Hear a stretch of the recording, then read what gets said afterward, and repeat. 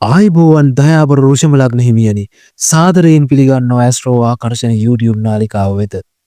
මෙවැනි වීඩියෝ තවදුරටත් නැරඹීම සඳහා ඇස්ට්‍රෝ ආකර්ෂණ YouTube නාලිකාව සබස්ක්‍රයිබ් කර පහත ඇති බෙල් සලකුණ මත ක්ලික් කරන්න. මෙම වීඩියෝ ගෙන එන මම විද්‍යාපති දේශප්‍රිය තන්ත්‍රයේදී. දයාබර රුෂම ලග්න හිමියනි සාදරයෙන් පිළිගන්නවා ඔබව 2026 දාර්ශනිකයන්ගේ වසර වෙත. 2026 වසරට දාර්ශනිකයන්ගේ වසරයයි මා පවසන්නේ මෙම වසර පුරාවටම මුළු මහත් ලෝකයේ තුළම ප්‍රබල දාර්ශනික පරිවර්තනයක් සිදුවන බැවිනි. මක් නිසාද 2026 වසර ආරම්භයත් සමගම දාර්ශනිකත්වයේ නිවේදනය කරන්නා වූ දාර්ශනිකයන් බිහි කරන්නා වූ ධනු රාශිය ප්‍රබල මට්ටමින් උත්තේජනය වී පවතින බැවිනි. ග්‍රහලව රජු ලෙස හඳුන්වන රවි ග්‍රහයාත් සංනිවේදනය නිවේදනය කරන්නා වූ බුධ ග්‍රහයාත් සියලුම සැප සම්පත් නිවේදනය කරන්නා වූ සිකුරු ග්‍රහයාත් ග්‍රහලව සෙන්පතියා වන කුජ ග්‍රහයාත් ධනි රාශිය තුල 2026 ආරම්භයේදී සංයෝග වී තිබෙනවා. ජනවාරි මාසයේ ආරම්භයේදී මෙවැනි සංයෝගයක් ධනු රාශිය තුල තිබීම සාමාන්‍ය දෙයක් වන නමුත් ධනු රාශියට අධිපති ගුරු ග්‍රහයාගේ සත්වන දෘෂ්ටියට ධනු රාශිය ලක්වීමත් සෙනසුරු ග්‍රහයාගේ දසවන දෘෂ්ටියට ධනු රාශිය ලක්වීම වැනි දේවල් යම් මට්ටමක දුර්ලභ කරුණු කාරණා වෙනවා. 2026 පෙබරවාරි මාස 20 වෙනිදා පටන් ඊටාම ප්‍රබුද්ධ දාර්ශනික අවදිවීම ඔබට දැක බලා ගන්න පුළුවන්. උෂම ලග්න හිමි ඔබ සම්බන්ධයෙන් අවධානය යොමු කිරීමේදී 2026 වසර දීර්ඝ කාලීන ආර්ථික ස්ථාවර භාවය තුළින් ආධ්‍යාත්මික පරිණත භාවය සාක්ෂාත් කළ හැකි වසරක් බව ඉතා සතුටින් සඳහන් කළ යුතුයි. ඔබගේ ආර්ථික ස්ථාවර භාවය සමාජ සම්බන්ධතාවල වර්ධනය හැකියාවන්ගේ වර්ධනය තුළින් ආධ්‍යාත්මික සංසුන් භාවයට පත්වීමේ දිශානතිය ගුරු ග්‍රහයාගේ චලිතය තුළින් තීරණය වනු ලබනවා. ඔබගේ අර්ථ ත්‍රිකෝණය සක්‍රිය කරමින් ඔබගේ දෙවැන්න තුල දහවැන්න තුල තැන්පත් රාහු ග්‍රහයා විසින් ඔබගේ ආර්ථික පරිවර්තනයක් සිදුවීමට අදාළ වාතාවරණය ඔබට සකසනු ලබනවා. ඔබ ඒ සඳහා උත්තේජනය කරනු ලබනවා. ඔබගේ ආර්ථික තත්ත්වයේ සමාජ තත්ත්වයේ දීර්ඝ කාලීන ස්ථාවර භාවය ඇති කිරීම ඔබගේ 11 වෙනි තුල තැන්පත් සෙනසුරු ග්‍රහයා විසින් සිදු කරනවා. ඔබගේ අර්ථ ත්‍රිකෝණය සක්‍රිය කරමින් ඔබගේ 10 වෙනි තුල තැන්පත් වූ රාහු ග්‍රහයා විසින් ඔබගේ ආර්ථික පරිවර්තනයක් සිදුවීමට අදාළ වාතාවරණය ක්‍රමයෙන් සකසනු ලබනවා. 2026 වසර ආරම්භයේදී ගුරු ග්‍රහයා සහ රාහු ග්‍රහයා එකිනෙකා දකිමින් ඔබගේ අර්ථ ත්‍රිකෝණය සක්‍රියව පවත්වා ගනු ලබනවා.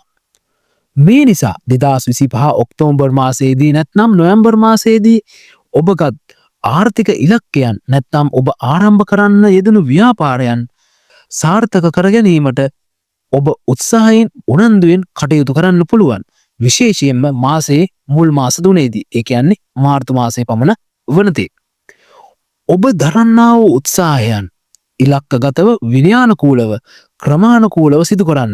ඔබට නොවැම්බර් මාසයේ පමණ වන විට ඔබගේ ආර්ථික ඉලක්කයන් සාක්ෂාත් කරගත හැකියි. රාහු ග්‍රහයා ඔබගේ දෙවනි භාවයේ සිටිනා වූ ගුරු ග්‍රහයාගේ දැකීම නිසා රැකියාවේ සාර්ථකත්වයේ උදා කර ගැනීමට රාහු ග්‍රහයාගේ උත්තේජනය නිසා ඔබට කෙටි මාර්ග පෙන්눔 කරන්න පුළුවන්.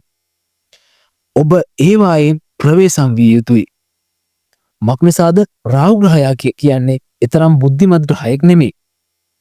සමාජ සම්බන්ධතා වර්ධනය කර ගැනීම සඳහා ජූනි මාසයේ දෙවනිදා තෙක් ඔබගේ ආකර්ශනීය කතා විලාසය සහ ඔබගේ ප්‍රියමනාප පෙනුම සහ ඔබගේ හැසිරීම ඉන්ද්‍රිය සංවරය ඔබට මනාරුකුලක් වෙනවා. මීට අමතරව ගුරු ග්‍රහයා ඔබගේ දෙවැන්න තුල වක්‍රව පවතින කාලයේදී ඔබගේ ආහාර රුචිය ඉහළ යන අතර ආහාර පාලනය තුලින් ඔබට හොඳ සෞඛ්‍යමත් ජීවිතයක් ගත කරලීම වැදගත් බව ඔබ හොඳින් මතකයේ තබා ගත යුතුයි. ජූනි මාසයේ දෙවනිදා සිට ඔබගේ ආර්ථික ස්ථාවර භාවය වැඩි කර ගැනීම සඳහා මාසයේ ආරම්භයේ පටන් රාහු ග්‍රහයාගේ ශක්තිය උකහාගෙන ඔබගේ රැකියාවට නැත්නම් ඔබගේ බලාපොරොත්තු වෙන ඉලක්කවලට අනුරූපී හැකියාවන් වර්ධනය කරගත යුතුයි.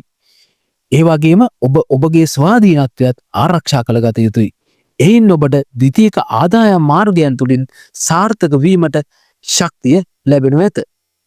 ජූනි මාසයේ දෙවනිදා ඔබගේ කාම ත්‍රිකෝණය සක්‍රිය කරමින් ඔබගේ තුන්වන භාවයට සම්ප්‍රාප්ත වන්නා වූ ගුරු ග්‍රහයා විසින් ඔබගේ 7 වැන්නත් 11 වැන්නත් දකිනු ලබනවා. ගුරු ග්‍රහයාගේ සහ සෙනසුරු ග්‍රහයාගේ බලපෑම නිසා ඔබ ස්වාධීනව කරන්නා වූ ව්‍යාපාරවලින් නැත්නම් ද්විතීයික ආදායම් මාර්ගවලින් ඔබට සාර්ථක වෙන්න පුළුවන්. ගුරු ග්‍රහයා විසින් ඔබගේ ධෛර්යය ප්‍රසාරණය කරනු ලබනවා. විශේෂයෙන්ම තුන්වැන්න තුලින් ඔබගේ sannivedanaය ඔබගේ බාල සහෝදර සහෝදරියන් වෙනස් වීම කෙටි ගමන් බිමන් ආදිය නිවේදනය කරනවා. එතකොට ඒ අදාළ කාරණා ගුරු ග්‍රහයා විසින් ප්‍රසාරණය කරනු ලබනවා.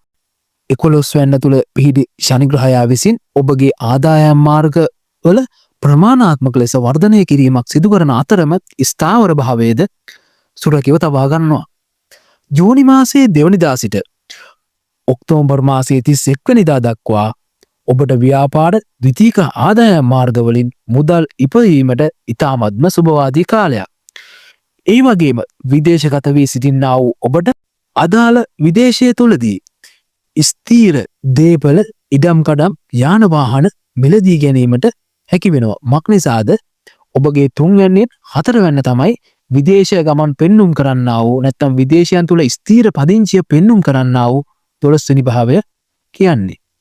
මේ නිසා විදේශයන් තුල ස්ථීර පදිංචිය බලාපොරොත්තුවෙන් සිටින්නා වූ උෂම ලග්න හිමියන්ට මෙම කාලය විශේෂයෙන්ම ජූනි මාසයේ 2 වෙනිදා සිට ඔක්තෝබර් මාසයේ 31 වෙනිදා දක්වා කාලය විදේශයන් තුල ස්ථීර පදිංචිය බලාපොරොත්තුවෙන් සිටින්නා වූ වෘෂභ ලග්න හිමියෝ ඔබට ඊ타මත්ම සුබවාදී කාලයක්.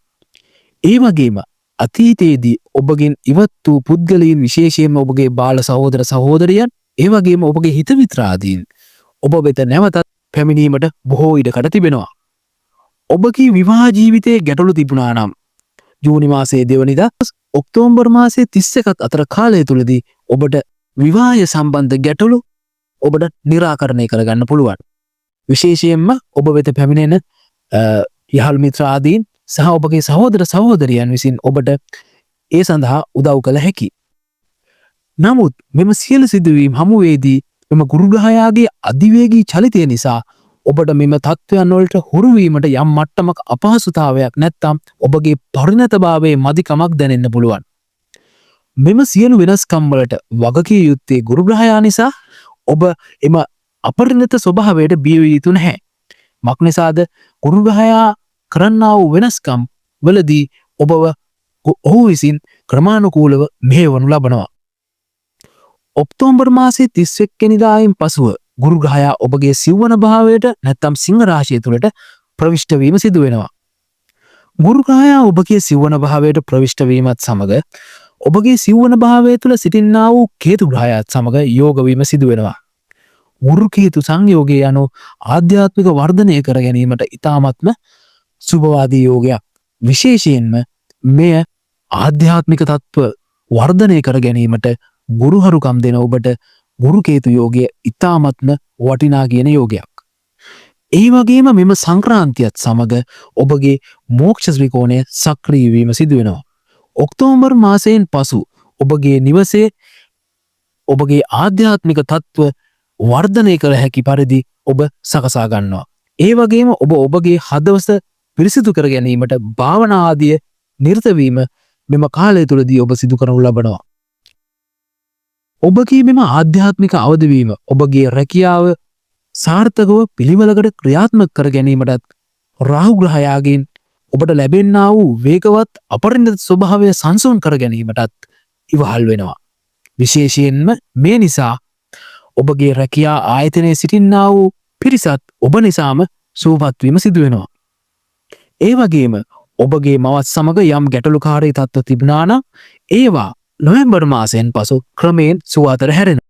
මෙම කාලය තුලදී විශේෂයෙන්ම නොවැම්බර් මාසයෙන් පසු ඔබගේ හදවත ඊ타මත්ම කරුණාබර මෛත්‍රියෙන් පිරුණු ඊ타මත්ම දීප්තිමත් ප්‍රභාස්වර ස්වභාවයක් ගනු ලබනවා.